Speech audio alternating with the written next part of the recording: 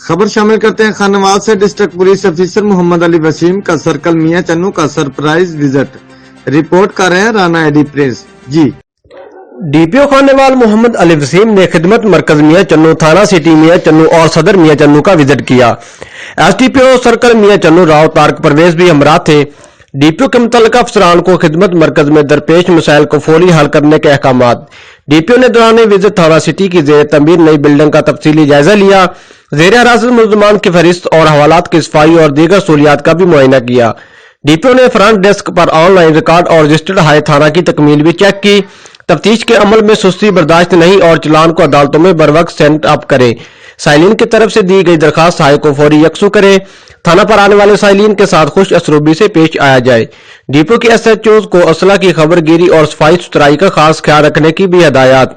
Rana AD Prince, जियो express news, अड्डा चपकला, खानेवाल।